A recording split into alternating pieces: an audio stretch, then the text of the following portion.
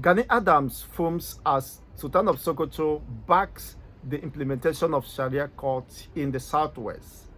This is quite interesting as the Kakafo of the Yorubaland have rejected the implementation or enforcement of Sharia law in Yorubaland, arguing that it is alien to the Yoruba culture and beliefs, or could not foster or tolerate other religious beliefs, as we have seen or witnessed across Nigeria, most especially the northern part of the country where Sharia law is being practiced, how Christians are being killed, marginalized, and suppressed. And of most recent, the escalations in the Owo Osun state, where the traditional worshippers, Isheshe, was being stoned and sustained several degrees of injury by the suspected Islamic radicals who don't tolerate or allow other religious beliefs to strive alongside. But this is what the Sultan of Sokoto, who happens to be the supreme leader of the Islamic Council and movement in the entire Nigerian, that is the state of the country, in the latest press release by the Sultan of Sokoto. In the latest release by the Sultan of Sokoto, he said he captured it, "Live and Let's Live," signed by the Deputy National Legal Counsel, Harun Mohammed. The National Islamic Council decry what he described as the height spike of intolerance and disregard for the rights of Muslims, especially in the southern part of the country. Especially in the southern part of the country. Now, take note of that. The council argued that contrary to the assertion of Southwest governors, Sharia courts are backed by the Nigerian Constitution. That is another point to note.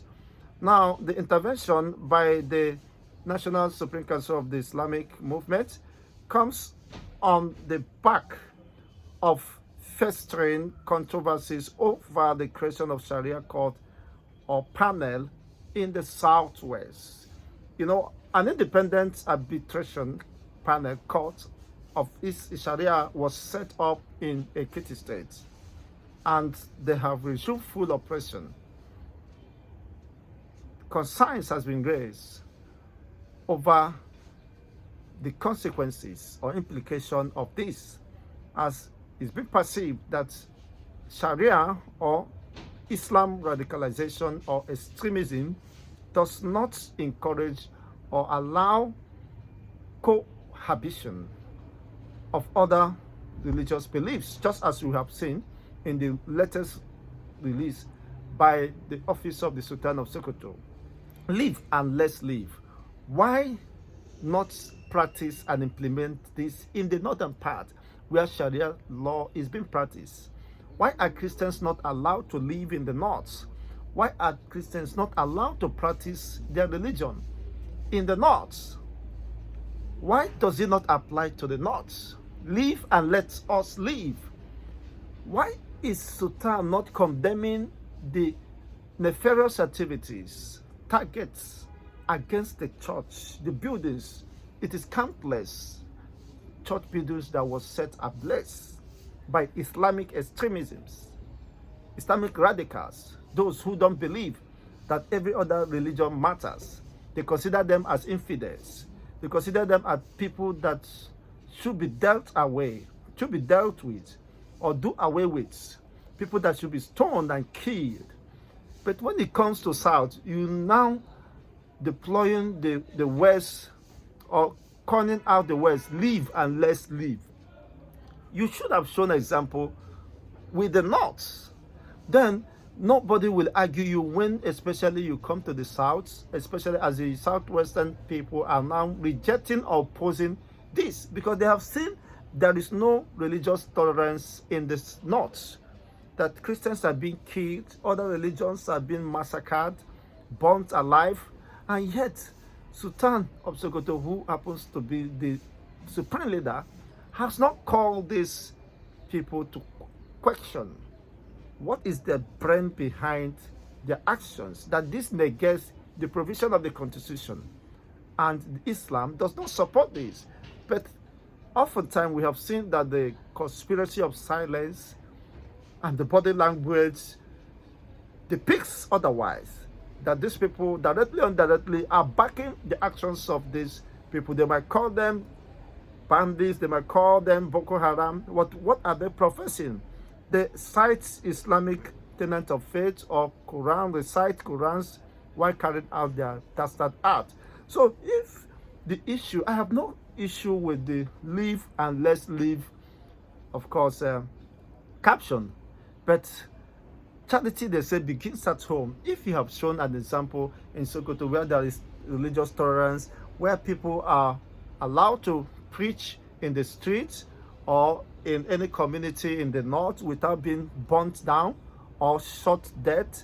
Now, we've seen cases where people preaching in the streets of Abuja were shot dead because of this religious intolerance. So this informs the reason why most of Yoruba religious and cultural coalitions are rejecting or throwing their weight against the implementation of Sharia law, because what they have seen and what they could testify about the implementation of Sharia, the extremism of those practicing it, will not engender coexistence, unity among the people. That is the basis for which the Gani Adams, the Kakanfo of the Yoruba, is saying, excuse me, we are going to reject and vehemently resist this implementation. But Sultan of Sokoto or the Islamic Council have argued that despite the assertion of the Southwest governors, that Sharia is being backed by the Nigerian Constitution. You know, whatever they believe, they want to get their way or get through whatever they want to push. Of course, the Constitution will be there to be referenced to, but they don't also understand that the same Constitution allows freedom of worship and religious expression, but they do not implement that. They do not allow that, especially in the north and other parts of the country where we've seen religious intolerance, killings related to religious sentiments and the rest of them. But they forgot to understand that this is also enshrined in the same constitutions they are referring to now. They believe that they, of course, are stocked and can advantage over whatever they want to push on. Actually, is in the constitution, the freedom of religious affinity or expression. But then, how has that been implemented in Nigeria? Can we say that Nigeria, or where Islamic practice is being observed, or Sharia laws, there are respect, regard for other religions? So you cannot be trying a Christian with the Sharia tenet of faith. Why he is a Christian, he has his own tenet of faith. So this independent arbitration panel cannot summon a Christian and try him based on the convictions of Islam. This is what the Yorubas and the likes of Gani Adams are saying, that being a traditional ruler, a traditional religious worshipper, you cannot try me based on your own convictions, based on your own tenets of faith enshrined in the Sharia law, which I am not used to, so which I am not bound to observe. That is the fundamental, but they don't understand it there. They understand that the Nigerian Constitution empowers the Sharia, of course, to be an independent arbitration court where anybody, regardless of your religious affiliations or belief, can be summoned and be judged based on the provisions of the content of the Sharia court, which usurp the rights of other people to practice their religion or their beliefs. So, and they go about their own duties or jobs. Just for instance, once it's been implemented now, the next thing is to constrain people from especially selling certain materials or commodities within the confined regions. You see, thereby denying the people the right to liberty, the right to expression. It's the right to freedom of worship and movement, so that people can no longer sell alcohol and other drinks, that could no longer site hotels and other hospitalities around that same locality. It's just a matter of time, just as we are witnessing in Kano State and the rest of them, where you have the Sharia police. How could the Sharia police arrest a Christian for offense that is not convicted or is not punishable under the Nigerian law or constitution? So there are two parallel constitutions running now, and as we have witnessed in the north, that the Sharia law seems to have more supremacy, more dominance when there is a conflict within the constitution and the Sharia. Constitution seems to have dominance over the conventional constitution. Sharia seems to have dominance over the conventional Nigerian constitution. So these are the fears, of course, many people have expressed, and they say we cannot allow a system that will destroy us. It's just a matter of time, that will usurp our rights, our liberty, our freedom as given by God and protected under the Nigerian constitution. So they are not just saying it because they hated Muslims. There are Yorubas, Muslims, who are also opposing this because they understood the implications and what impact that could make within the Southwest. It will not foster or encourage coexistence, religious tolerance. We've not seen that in any part of the North where Sharia is being practiced. We've seen, of course, some killings, that unwarranted killings, provocations that led to mob attacks on the Christian faithfuls in the North, and nobody does anything about that. This is what swept under the carpet. So for these reasons, the Yorubas are saying, we are not going to allow that. We are going to resist it. We are going to fight against that. But the Sultan of Sokoto, the Supreme Council of Islamic Movements, is saying that he is disturbed by this development and definitely is throwing his weight in support of this movement or expansion of Sharia independent arbitration panel across the Yoruba land.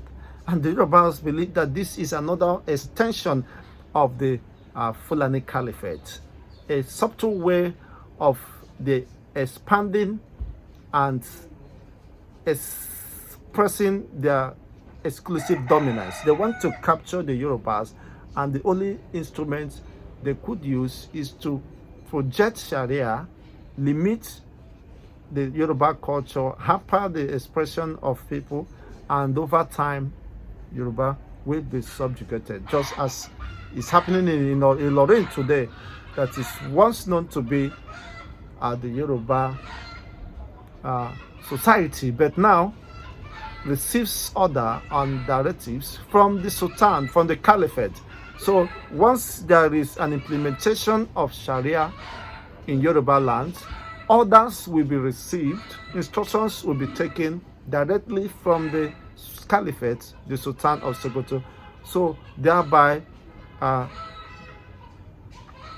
usurping the traditional rights of an average Yoruba man and anyone living within those societies. So the West already understood the implications of this. It's an indirect way of surrendering to the authorities and the caprice of the Sultan of Sokoto, and this will swallow their culture. Their culture will fast erode, and this will not be in the interest of the Yoruba people. Now the Yorubas are saying, keep Sharia law in Sokoto state, practice it in the northern part. It has worsened the sufferings of the north. So of what benefit is Sharia to the Yorubas? We have not seen any reason why we should clamor for the adoption. Rather, we have seen the disadvantages. It has no advantage or anything to add to the Yoruba, an average Yoruba man. It is more or less alien to our society. A group replied, the Sultan of Sokoto, insisting that the implementation of the Sharia must be limited to the north, arguing that Yoruba culture must be preserved at all costs. The establishment of Sharia panel in Oyo, Ekiti, and other southern states must be vehemently resisted. This is the position, and held by some Yoruba coalitions and society groups. So they have not welcomed this. This includes both the Christian and Muslim and of course traditional worshippers. So where do this take us to? However, the Supreme Council is saying that it is the rights of the citizens or of the Islamic worshippers or faithfuls within the Southwest to be protected.